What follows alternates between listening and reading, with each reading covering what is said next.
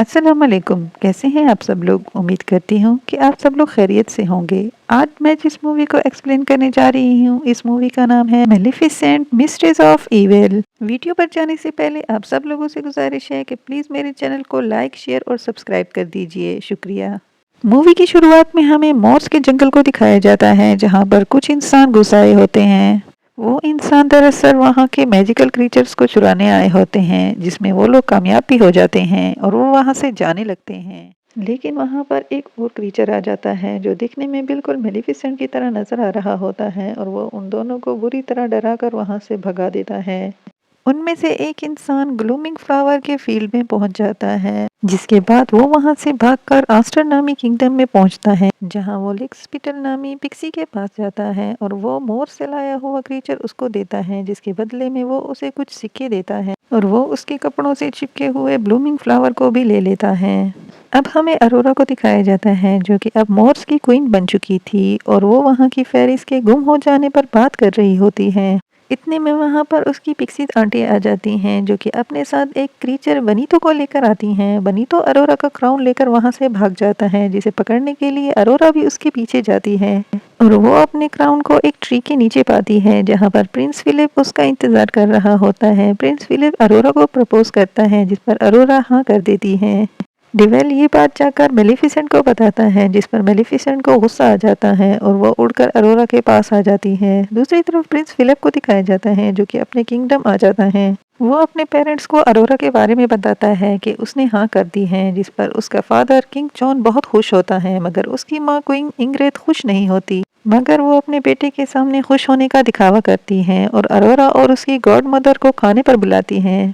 उधर मेलिफिसेंट अरोरा के पास आती है, जहां अरोरा उसे बताती है कि उसने फिलिप को हाँ कर दी है, जिस पर मेलिफिसेंट उससे कहती है कि इंसान भरोसे के काबिल नहीं होते। जिस पर अरोरा कहती है कि वो भी तो इंसान है, और कहती है कि फिलिप औरों की तरह नहीं है, उसका दिल बहुत साफ है और अच्छा है। मेलिफिसेंट अपनी बेटी के आगे हार जाती है और उसका साथ देने के लिए राजी हो जाती है। अब हमें पता चलता है कि क्वीन इंग्रिड एक अच्छी इंसान नहीं है। वो अपने एक सीक्रेट से खाने में जाती है, जहाँ पर हथियार तैयार किए जा रहे होते हैं। वहाँ से इंग्रिड लिक्सपिटल के पास जाती है और उससे जल्दी प्लान पर काम करने का बोलती है, और फिर वो अरोरा के कर्स स्पिनिंग व्हील के पास जाती है। अब हमें मेलिफिसेंट को दिखाया जाता है, जो कि डिवेल से लोगों से अच्छी तरह बात करना सीख रही होती है। इतने में अरोरा वहां आ जाती हैं और वो अपनी माँ को एक स्कार्फ देती हैं, ताकि वो अपने हॉर्न्स को छुपा सके। मेलिफिसेंट अपनी बेटी के प्यार में उसकी हर बात मान जाती है। अब वो लोग आस्टर किंगडम पहुंचते हैं, जहां सब लोग मेलिफिसेंट से डरने लगते हैं। अब वो लोग कैसल पहुंचते हैं, जहां अरोरा फिलिप्स के पेरेंट्स से मिलती है। अब वो लोग खाने की टेबल पर बैठते हैं, जहां क्वीन इंग्रिड अरोरा के कर्ज होने की बात करती है और बात बात पर मेलिफिसेंट को टोंट करती रहती है, जिस पर मेलिफिसेंट मॉस के फेरिस के गुम होने की बात करती है। माहौल बहुत ज्यादा गर्म हो जाता है, जिस पर फिलिप्स और अरोरा अपनी अपनी मदर्स को काम करते हैं। इतने में इंग्रिड अरोरा को अपनी बेटी बनाने का बोलती है, जिस पर मेलिफिसेंट की बर्दाश्त जवाब दे जाती है, क्योंकि वो अरोरा पर किसी और का हक जताना बर्दाश्त नहीं कर सकती थी।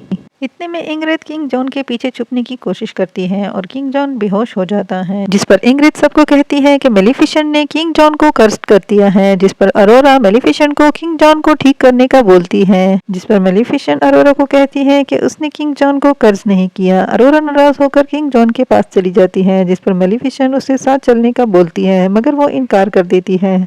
मेलिफिसेंट दुखी होकर वहां से चली जाती हैं, जहां पर ग्रेडा उसका इंतजार कर रही होती है। वो मेलिफिसेंट पर आयरन बुलेट से फायर करती है, जिससे जख्मी होकर मेलिफिसेंट नदी में जा गिरती है। अब किंग जॉन को कमरे में लाया जाता है, जहां अरोरा सबसे अपनी माँ के किए पर माफी मांगती है, जिस पर इंग्रिड अच्छी होने का नाटक करती है और वो अरोरा से कहती है कि इस सब में उसकी कोई गलती नहीं है। अरोरा और फिलिप इंग्रिड से कहते हैं कि वो किंग जॉन को जगाए, क्योंकि एक सच्चा प्यार करने वाला ही उसे इस कर्ज से आजाद कर सकता है।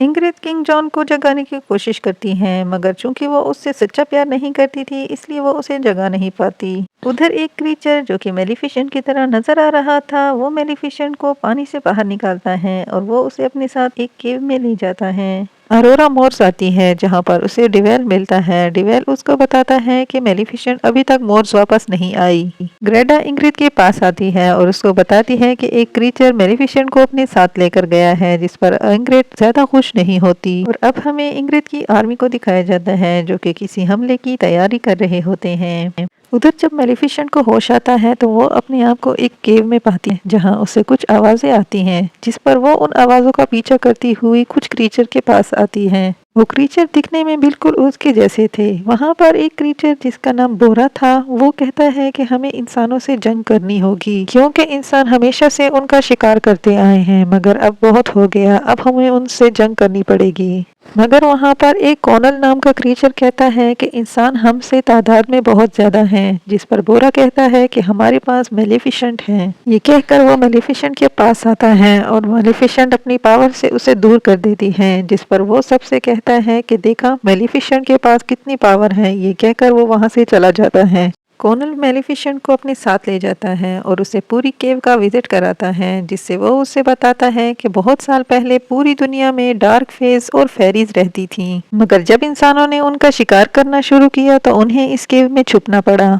कॉनल मेलिफिसेंट से कहता है कि यहाँ के सभी फेज इंसानों से डर कर रहते हैं, जिस पर मेलिफिसेंट कहती है कि वो सबकी हिफाजत करेगी। जिस पर कॉनल कहता है कि वो कोई दूसरा रास्ता भी अपना सकती है, जैसे उसने अरोरा को पालकर किया वैसे अगर फिर से इंसान और फेज साथ रहने लगे। जिस पर मेलिफिसेंट उससे कहती है कि ऐसा कभी नहीं हो सकता। उधर अरोरा वापस कासल में आती है जहाँ बनीतो भी छुपकर उसके साथ आ जाता है, जहां इंग्रिड की पालतू बिल्ली उस पर हमला करती है और वो उससे बचते हुए लिक्सपीटल के रूम में गिर जाता है और वो उसे भी जार में बंद कर देता है।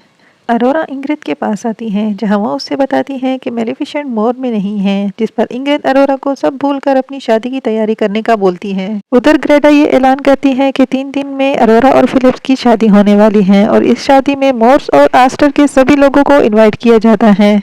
अब हमें मेलिफिसेंट को दिखाया जाता है जहां कॉर्नल उसे बताता है कि फिनिक्स डार्क फेज में सबसे ज्यादा पावरफुल है और तुम उसकी आखिरी वारिस हो। अब हमें तुम ही इस केव से आजाद कर सकती हो और तुमने एक स्टेज अरोरा को पालकर पूरा कर दिया है। अब अगर तुम्हें फिनिक्स की पूरी पावर चाहिए तो तुम्हें अरोरा को माफ करना होगा।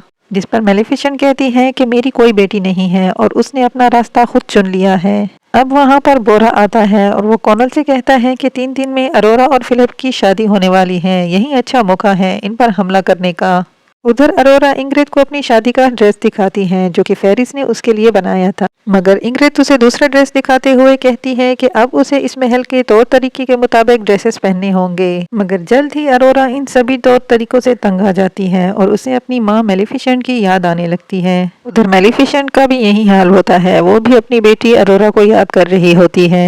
इतने में फिलिप्स अरोरा के पास आता है और कहता है कि अगर वो चाहे तो इस शादी को डिले किया जा सकता है, मगर अरोरा मना कर देती है। उधर लिक्सपीटल आयरन पाउडर में ब्लूमिंग फ्लावर के सीड डालता है, जिससे एक ऐसा पाउडर बनता है जो कि फेरीज यहाँ तक के डार्क फेस को भी खत्म कर सकता था, मगर उसके लिए उसे और ब्लूमिंग फ्लावर की जरूरत होगी। उधर इंग्रिड की आर्मी मोर्स में जाती है ताकि वहां से ब्लूमिंग फ्लावर को ले सके और उसकी आर्मी सभी ब्लूमिंग फ्लावर को तोड़ डालती है, जिसका एहसास मेलिफिसेंट को भी हो जाता है। मेलिफिसेंट कॉनल और बोरा के साथ मोर्स आती है जहाँ का नजारा देखकर मेलिफिसेंट बहुत हैरान हो जाती है। इतने में छुपी आर्मी मेलिफिसेंट पर आयरन बॉल से हमला करती है, मगर कॉनल मेलिफिसेंट के आगे आ जाता है और उसे बचा लेता है। इतने में आर्मी दोबारा से हमला करती है, मगर मेलिफिसेंट अपने ऊपर एक ढाल बना लेती है और बोरा उन सभी को मार गिराता है और वो लोग कॉनल को केव में ले आते हैं। अब हमें वेडिंग का दिन दिखाया जाता है।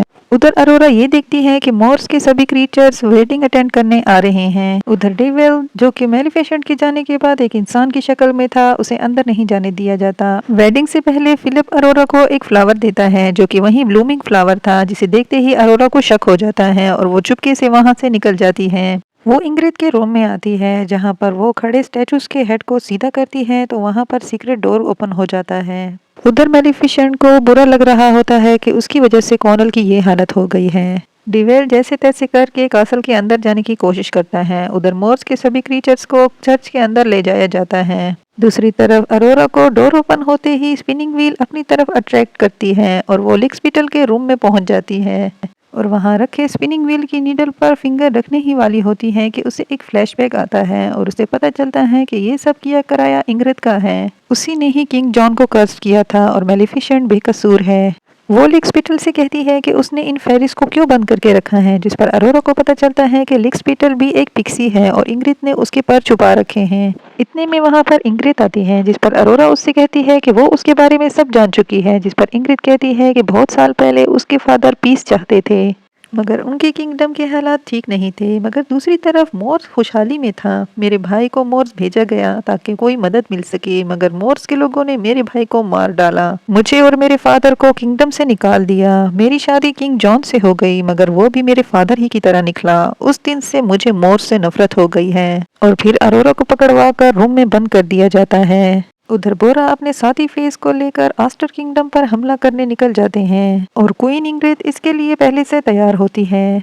उधर चर्च का दरवाजा बंद कर दिया जाता है और ग्रेडा पियानो बजाने लगती है, जिससे वहीं पिंक पाउडर बाहर आता है और एक एक करके सभी को यूजलेस कर देता है। उधर ये सब अरोरा देख लेती है और अपना वेडिंग ड्रेस फाड़ कर एक रोब बनाती है और फिर गार्ड को चकमा देकर वहां से भाग जाती है। उधर इंग्रिड की आर्मी डार्क फेस को आता हुआ देखकर उन पर भी पिंक पाउडर से हमला करती है, जिससे बहुत सारे फेस खत्म हो जाते हैं। अरोरा भी किसी तरह फिलिप के पास पहुंचती है और उसे पूरी बात बताती है और उसे अपना और किंग जॉन का कर्स मार्क भी दिखाती है, जिस पर फिलिप उसका साथ देने का वादा करता है। उधर मेलिफिसेंट कोनल के पास बैठी होती है और कोनल आखिर अपना दम तोड़ देता है और मेलिफिसेंट का गुस्सा अपनी हर हद तोड़ देता है।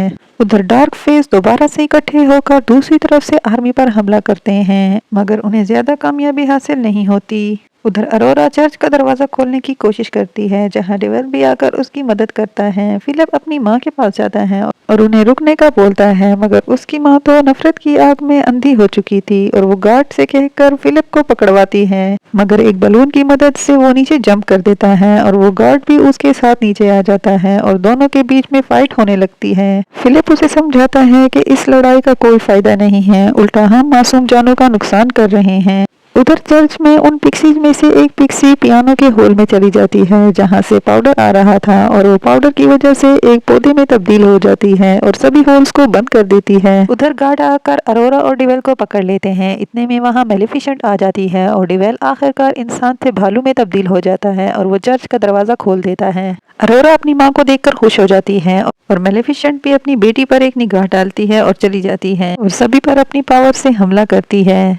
अब पनी तो अपने जार से बाहर आता है और लिक्स पीटल भी सभी फेरिस को आजाद कर देता है और लिक्स पीटल स्पिनिंग व्हील की नीडल को ले लेता है। अब गार्ड बोरा पर तीर चला देता है और बोरा उठकर उसे पकड़ने ही वाला होता है, मगर फिलिप आकर उसे रोकता है और कहता है कि ये लड़ाई मेरी नहीं है बल्कि ये मेरी माँ चाहती है। मेरा पूरा किंगडम तुम लोगों का, तुम लोग आजादी के साथ यहाँ रह सकते हो। ये सब मेलिफिसेंट भी देख लेती है और खुश हो जाती है। उसके बाद मेलिफिसेंट सीधा इंग्रिड के पास जाती है उसे मारने के लिए, मगर वहां पर अरोरा आ जाती है और वो मेलिफिसेंट को रोकती है। वो उन्हें बोलती है कि आप बिल्कुल ऐसी नहीं है, आप मेरी माँ हैं और मेरी माँ कभी किसी के साथ गलत नहीं कर सकती। ये सुनकर मेलिफिसेंट पिघल जाती है। इतने में इंग्रिड अरोरा पर बॉम्ब वाला तीर चला देती है, जो कि मेलिफिसेंट अरोरा को हटाकर खुद पर ले लेती है और मेलिफिसेंट देखते ही देखते राख बन जाती है और अरोरा फूट फूट कर रोने लगती है और उसके आंसू मेलिफिसेंट की राख पर गिरते हैं। उधर इंग्रिड खुश हो रही होती है कि आखिरकार मेलिफिसेंट मर गई, मगर एक माँ अपने बच्ची का रोना कैसे बर्दाश्त कर सकती है और मेलिफिसेंट भी अपनी राख से दोबारा फिनिक्स बनकर जन्म लेती है। इंग्रिड परेशान होकर अरोरा को नीचे धक्का दे देती है और मेलिफिसेंट अपनी बेटी को बचाने के लिए जाती है।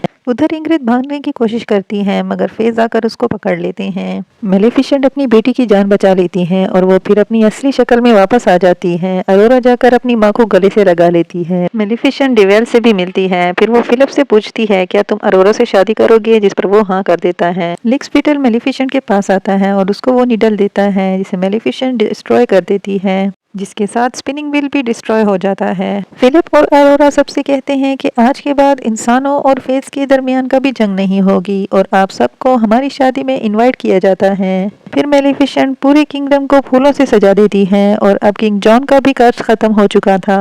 मेलिफिसेंट इंग्रिड को गोट में तब्दील कर देती है। फिर वो अरोरा को वेडिंग के लिए रेडी करती है। किंग जॉन भी अपने बेटे के पास आते हैं, जिसे देखकर फिलिप बहुत ज्यादा खुश हो जाता है और आखिरकार फिलिप और अरोरा की शादी हो जाती है। और इस शादी से सभी लोग खुश हो जाते हैं। अगले दिन मेलिफिसेंट अपनी बेटी से मिलने आती है और उसे खुश देखकर वो भी खुश हो जाती है। अब मेलिफिसेंट न्यू फेस को उड़ना सिखाती है और इसके साथ मूवी यहीं पर खत्म हो जाती है। तो कैसी लगी आपको मेरी एक्सप्लेनेशन? कमेंट में ज़रूर बताना। अल्लाह हाफिज़।